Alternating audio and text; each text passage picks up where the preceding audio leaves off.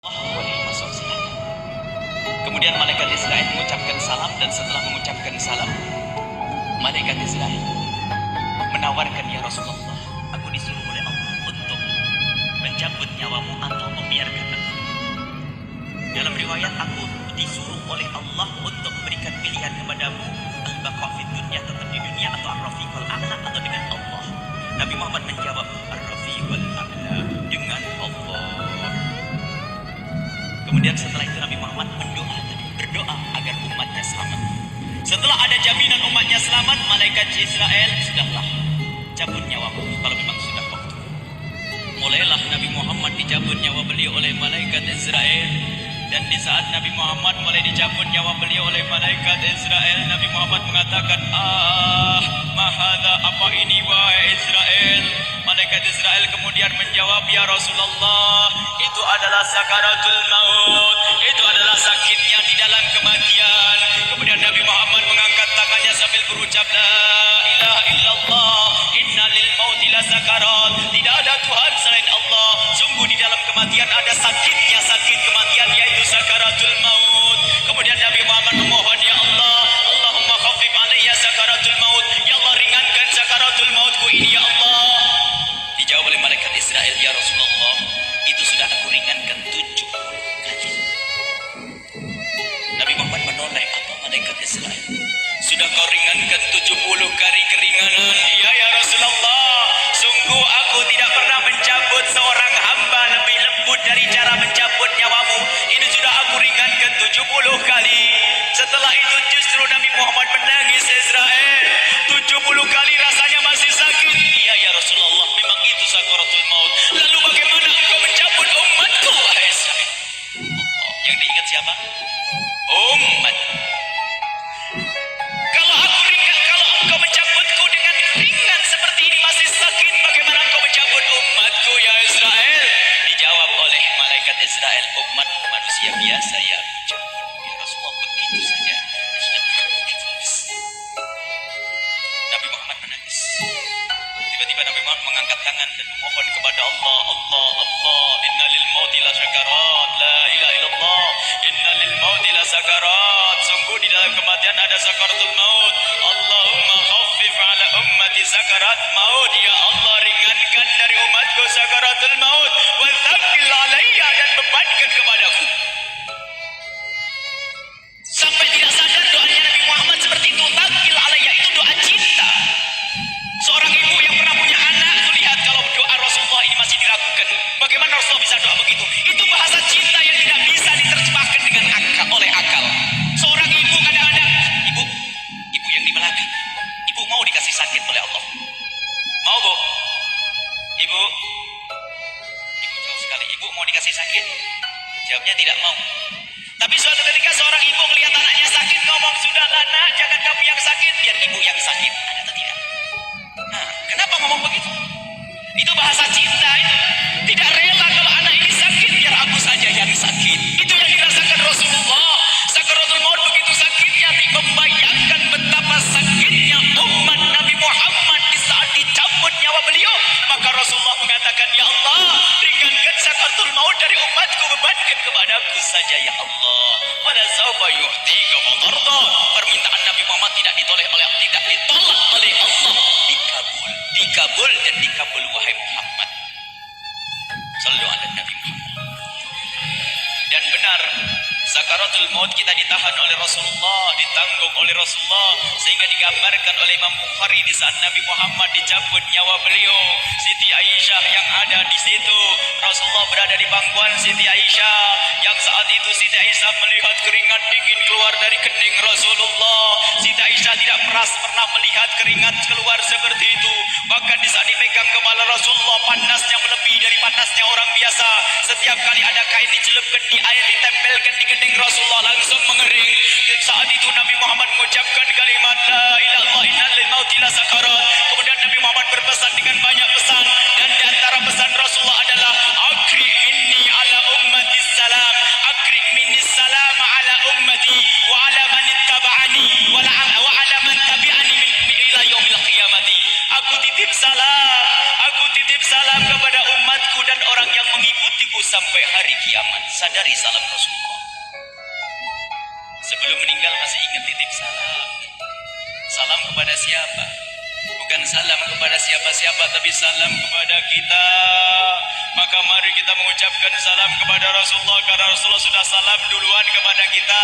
Mari kita sejenak bersalam kepada Rasulullah dan hadirkan Rasulullah ada di mata kita dan di hati kita. Mari kita bersama-sama mengucapkan salam. Assalamualaikum ya Rasulullah. Assalamualaikum ya Rasulullah. Assalamualaikum ya Habiballah. Assalamualaikum ya Nabi Allah. Rasulullah mengucapkan salam untuk kita. Dan di saat itu Rasulullah keringat dingin keluar, maka oleh Siti Aisyah diusap. Oleh Siti Aisyah diusap, bayangkan saat itu Nabi Muhammad di pangkuan Siti Aisyah dan diusap oleh Siti Aisyah. Siti Aisyah berkata, keringat Rasulullah mengucur deras hingga aku usap, dan aku usap dengan tangannya Rasulullah. Diusap dengan tangannya Rasulullah. Siti Aisyah memegang tangan Rasulullah sendiri yang digunakan untuk mengusap keringat Rasulullah. Sahabat bertanya, Aisyah, kenapa harus dengan tangan Rasulullah tidak dengan tanganmu? Lihat jawab Siti Aisyah, karena tangan Rasulullah lebih lembut dari tanganku. Sallu ala Nabi Muhammad. Masih sempat nyanjung itu sahabat Nabi. Dalam keadaan begitu masih menyadari kelembutan tangan Rasulullah, jasad Rasulullah, kemuliaan Rasulullah sallallahu alaihi wasallam. Dan aku lebih menginginkan bahwasanya yang menyentuh jidat Nabi Muhammad adalah tangan yang paling mulia di dunia dan di akhirat. Siti Aisyah enggak berani menyentuhkan. Pengennya yang disentuhkan di kening Rasulullah adalah tangannya Rasulullah sallallahu alaihi wasallam.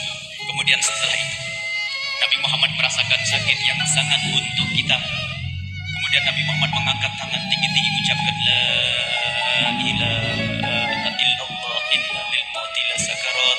Tiba-tiba tangan itu semakin turun dan ditangkap oleh Siti Aisyah. Dan di saat tangan itu jatuh di tangan Siti Aisyah, kemudian tiba-tiba paha Siti Aisyah merasakan berat kepala suci Rasulullah. Dan saat itu Siti Aisyah sadar bahwasanya Rasulullah sudah kembali kepada Allah Subhanahu wa taala. Sallu ala Nabi Muhammad. Siti Aisyah bingung di saat melihat seperti itu. Ditaruh pelan-pelan wajah Rasulullah sambil menangis lalu berkata, Rasulullah sudah meninggal. Para sahabat Nabi pada bingung. Sayyidina Ali tiba-tiba terduduk, nggak bisa berdiri. Sayyidina Utsman nggak bisa ngomong. Ada orang Sayyidina Zaid berkata, aku baru melihat Rasulullah. Setelah ini aku tidak mau melihat lagi selain Rasulullah. Ya Allah, butakan mataku. Aku tidak ingin aku kotori mataku dengan selain Rasulullah. Dan dibutakan oleh Allah. Bermacam-macam kejadian saat itu. Madinah heboh luar biasa dengan meninggalnya Rasulullah sallallahu alaihi wasallam. Dan sungguh meninggalnya Nabi Muhammad adalah menghidupkan hati yang mati. Orang-orang faham. Tiba-tiba Sayyidina Abu Bakar datang. Setelah Sayyidina Umar mengatakan, siapa yang mengatakan Muhammad meninggal akan aku penggal lehernya. Jangan seperti orang-orang Nabi Muhammad sekarang lagi pergi seperti waktu Musa pergi kepada Tuhannya, kepada Allah, nanti akan kembali kepada kita. Muhammad belum meninggal. Ini adalah karena kecintaan Sayyidina Umar bin Khattab tidak ingin Nabi Muhammad pergi. Tiba-tiba datang Sayyidina Abu Bakar As-Siddiq lalu masuk ke kamarnya Rasulullah, lalu masuk kepada Rasulullah, kemudian mengecup kening Rasulullah, dan Sayyidina Abu Bakar berkata, ya Rasulullah, tibta hayyan wa mayyita. Ya Rasulullah, engkau tetap harum dalam keadaan hidup dan harum setelah meninggal dunia. Sallu ala Nabi Muhammad. Hingga sampai setelah hari besoknya meninggal Rasulullah, Senin sore, Selasa malam, Rabu dikubur Rasulullah SAW. Setelah dikubur, Sayyidat Fatimah bertanya kepada Sayyidina Abdullah bin Abbas, Sayyidina Anas, wahai Anas, hai Anas, sambil menangis Sayyidat Fatimah di sana, hai Anas, bagaimana engkau tega? Atabat anfusukum antahnu ra'sa Rasulillah. Apakah engkau rela menaburkan debu di atas kepala Rasulullah?